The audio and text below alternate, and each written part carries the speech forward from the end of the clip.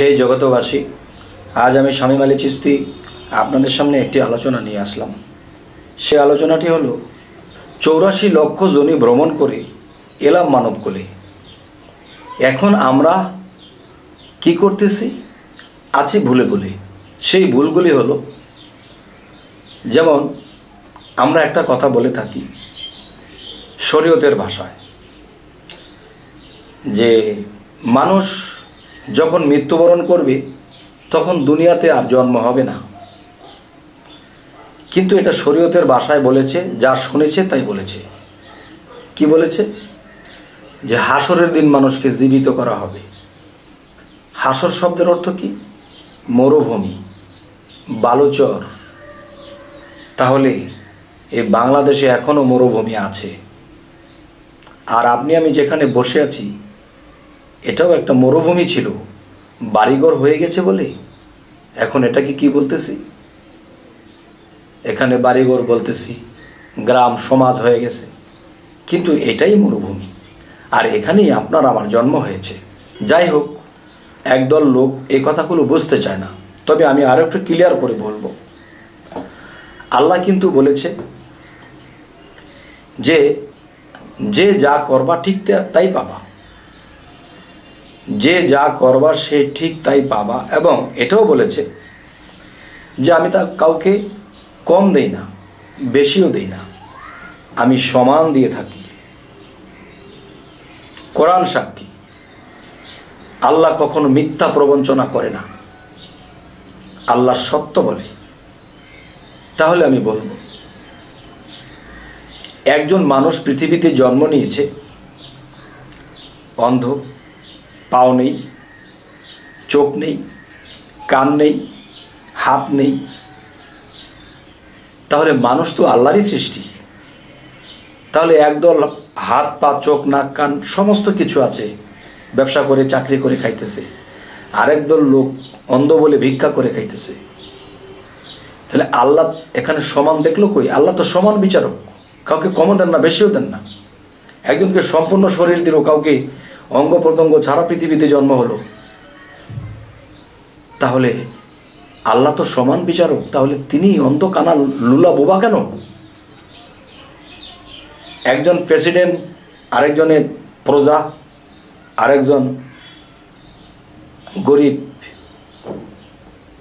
সে দিন আনে দিন খায়, পরের দিন খাবার পাও থাকে না।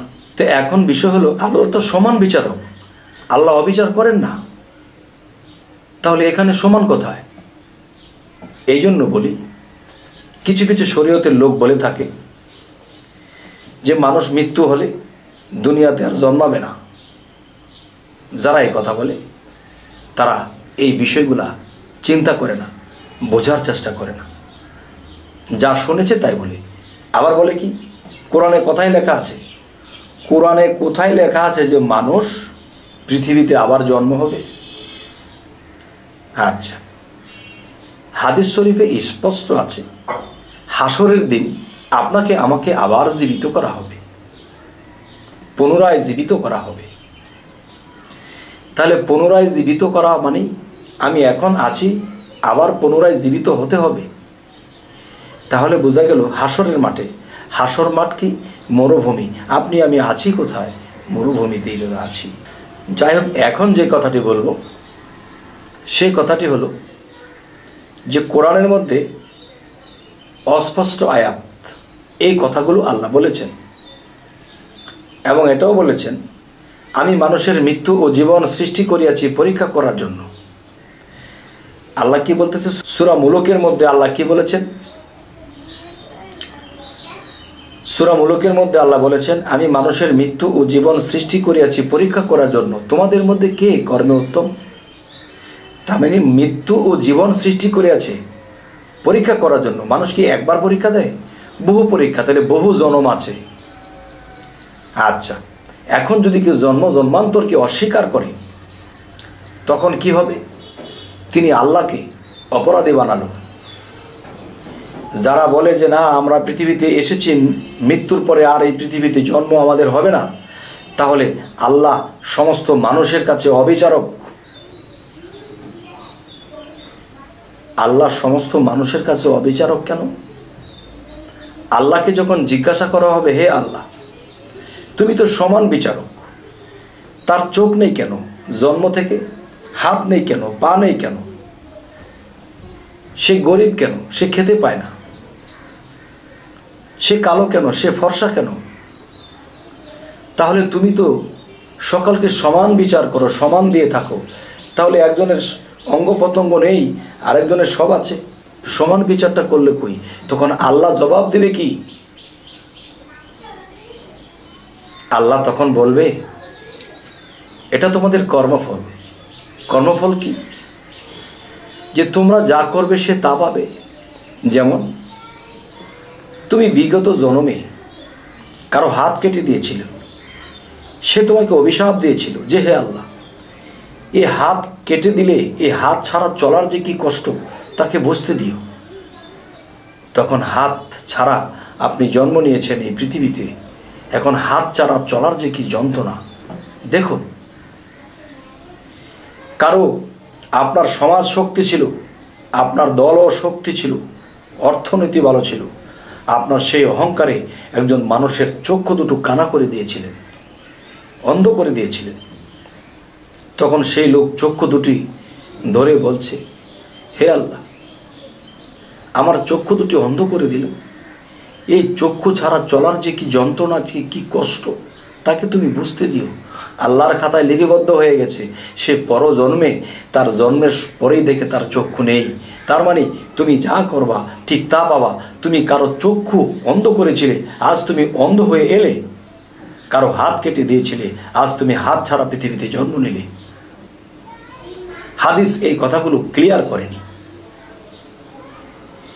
যে হাদিসে একটি কথা আছে, হাসরের দিন তোমার হাত সাক্ষী দিবে, তোমার পা সাক্ষী দিবে, তোমার চক্ষু সাক্ষী দিবে, তোমার কান সাক্ষী দিবে। কিভাবে সাক্ষী দিবে? আমরা যখন একজন লোকের দিকে লক্ষ্য করব, তখন বুঝতে পারবো তার হাত সাক্ষী দেয় সে কারো হাত কেটে দিয়েছিল। আজকের এই আলোচনা মারিফতের মূল, যদি এর পরেও যদি কেউ বুঝে ভুল, তার ইহকাল পরকালেও হবে না আর কুল। তবে হে জগতবাসী, জ্ঞানীদের জন্য এতটুকুই যথেষ্ট, আর বলতে হবে না। তবে আমি বলবো, এই পৃথিবীতে আমরা জন্ম নিয়ে এসেছি, এক জন্মেই যেন আমরা উদ্ধার হয়ে যেতে পারি। আমরা সেই পরম আত্মা বা সেই আল্লাহ, পরম আল্লাহর কাছ থেকে আমরা এসেছি, আবার সেই পরম আল্লাহর সাথে বিলীন হয়ে যাব। তখন আমাদের আর জন্ম মৃত্যু হবে না। তাই এই পৃথিবীতে আমরা ত্যাগ দিতে হবে। নিজ মুর্শিদকে আমরা রাসূল রূপে মানতে হবে, আর রাসূল রূপী আল্লাহর রূপ। যাই হোক, আজকের এই আলোচনার মূল উদ্দেশ্য হবে, যারা আল্লাহর ইবাদত করে আবার তারা আল্লাহকে অপরাধীও বানাচ্ছে, যারা আল্লাহর ইবাদত করতেছে আবার তারা না বুঝিয়া আল্লাহর সাথে শরীকও করতেছে এবং আল্লাহকে ভুল বুঝতেছে, আবার আল্লাহকে ডাকতেছে। আমি কি এই কথাগুলো খারাপ বললাম না ভালো বললাম? অবশ্যই আপনারা আমাকে জানাবেন। তবে আল্লাহকে জিজ্ঞাসা করা হলে যে হে আল্লাহ, একজন মানুষকে তুমি স্বয়ং সম্পন্ন দিয়েছো, ধনীর ঘরে জন্ম দিয়েছো, একজন গরিব হয়ে জন্মাইছে, আবার তার হাত পা চোখ নাক কান নেই, এটা কি অবিচার হলো না? তখন আল্লাহ কি বলবে? যে তোমার কর্মফলেই তুমি এটা হয়েছ, তুমি যা করেছিলে তুমি তা পেয়েছ। সেটা কিন্তু এই জন্মে নয়, বিগত পিছনের জন্মে।